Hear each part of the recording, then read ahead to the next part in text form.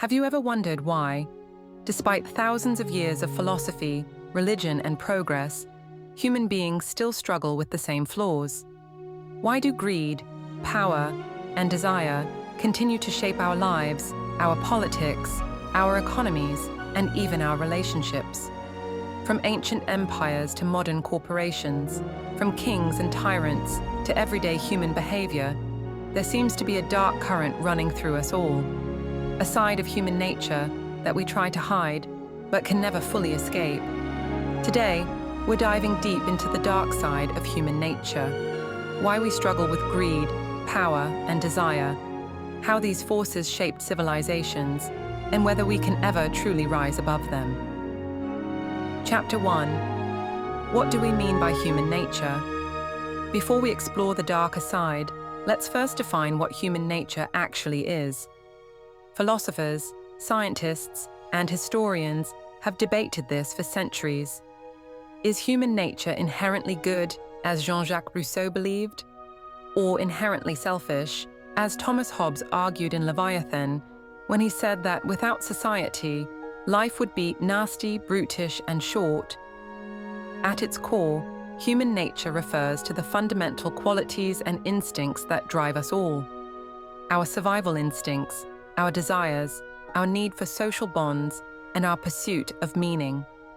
But alongside love, creativity, and cooperation, there are also traits like selfishness, envy, and ambition. And these are the forces that shape the darker side of human existence. Chapter 2. The root of greed. Let's start with greed. Greed isn't simply wanting more, it's the insatiable desire for more, even at the cost of others.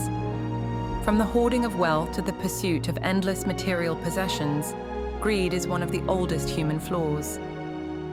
In the Epic of Gilgamesh, one of humanity's earliest works of literature, we already see kings chasing glory and wealth, never satisfied. In Christianity, greed, or avarice, is one of the 7 deadly sins. In Buddhism, it's one of the 3 poisons of the mind, alongside hatred and ignorance. But why are humans so prone to greed? Evolutionary psychology suggests that greed comes from our survival instincts. In the prehistoric world, resources were scarce. Those who gathered more food, more territory, and more mates had a better chance of survival. But what was once adaptive became destructive when carried into advanced civilizations. Today, we see greed in corporate corruption, political bribery, and economic inequality. Billionaires hoard unimaginable wealth, while millions struggle to survive. The drive that once helped us endure now threatens the very balance of society. Chapter 3. The Seduction of Power. If greed drives individuals, power drives civilizations. Power is the ability to control others, shape outcomes, and dominate environments. From tribal chiefs to emperors, from presidents to CEOs, the pursuit of power has always been one of humanity's greatest obsessions.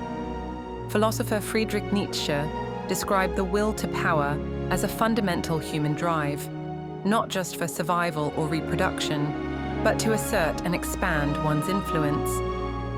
History is filled with examples. Alexander the Great, who conquered much of the known world before the age of 33. Julius Caesar, whose hunger for power ended the Roman Republic. Modern leaders who rise on promises of reform, only to become corrupted by the very power they once sought to use for good. But why does power corrupt? Psychologists suggest it's because power changes the brain. Studies show that people in positions of power are more likely to take risks, feel less empathy, and overestimate their abilities. As Lord Acton famously put it, power tends to corrupt, and absolute power corrupts absolutely. And yet, paradoxically, power is also necessary. Without it, societies would collapse into chaos. The problem is not power itself, but our inability to wield it responsibly. Chapter 4. The Endless Chase of Desire. Now let's talk about desire, perhaps the most universal of all human struggles. Desire is not just physical, it's emotional, psychological, even spiritual. We desire love, recognition, success, beauty, comfort, and meaning. Desire itself isn't bad. It fuels ambition, creativity, and progress. Without desire, there would be no art, no science, no innovation. But unchecked desire leads to suffering. As Buddhism teaches, desire is the root of dukkha, human suffering. The more we chase, the less satisfied we feel. Think about it. The joy of buying something new fades quickly. The success we achieve is soon overshadowed by the next goal. The relationships we crave sometimes bring pain, disappointment, and longing for more. This is the paradox of desire. The more we have, the more we want. It's an endless treadmill. Chapter 5. The interplay between greed, power, and desire. Greed, power, and desire don't exist in isolation. They feed into each other. Greed fuels the desire for wealth. Wealth buys power. Power expands desires even further. This cycle has repeated throughout history. The Roman emperors who expanded their empire endlessly until it collapsed under its own weight. Medieval kings who taxed their people into poverty while living in luxury. Modern corporations that exploit workers and the environment for profit, justifying it as growth. It's a cycle that seems impossible to break. Chapter 6. Lessons from history. Let's step back and look at some key moments in history where greed, power, and desire shaped entire civilizations.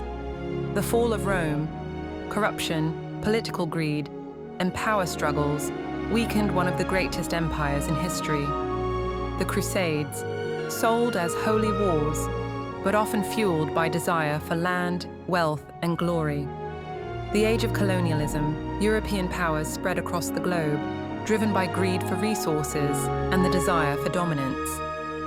The 20th century, world wars were not just about ideology, but about raw power, greed for territory, and nationalistic desire. History shows us that civilizations rise not only through innovation and cooperation, but also through the destructive forces of human nature. Chapter 7. Can we overcome our dark side? This brings us to the ultimate question. Are we doomed to repeat these patterns forever? Philosophy, religion, and psychology all offer different answers. Religions teach discipline, humility, and compassion as antidotes. Philosophers like Aristotle emphasize balance, the golden mean between excess and deficiency. Modern psychology suggests awareness, self-control, and empathy can reduce our destructive tendencies. We cannot erase greed, power, and desire. They are part of being human. But we can learn to channel them constructively. Greed can be transformed into ambition that benefits others. Power can be used responsibly. With checks and balances, desire can inspire creativity instead of addiction. Chapter 8. The modern struggle. In today's world, the dark side of human nature is more visible than ever. Social media amplifies desire for likes, followers, and validation. Consumerism feeds greed, making us believe happiness comes from buying more. Politics reveals the corruption of power as leaders prioritize ambition over service. And yet, awareness of these flaws is also growing. People are questioning materialism, demanding accountability, and exploring mindfulness as a way to tame desire. Perhaps the key is not to deny our dark side, but to understand it. So, why do we struggle with greed, power, and desire? Because they are part of what makes us human. They gave us survival, progress, and civilization, but they also bring suffering, corruption, and downfall. The question is not whether we can erase these forces, it's whether we can learn to master them. And maybe, just maybe, the greatest measure of humanity is not in our brilliance, but in how we confront the shadows within ourselves. If you found this exploration thought-provoking, make sure to hit like, subscribe, and share your thoughts in the comments. Do you believe human nature is inherently good or inherently selfish? Join me in the next video, where we explore another timeless question that continues to shape our world.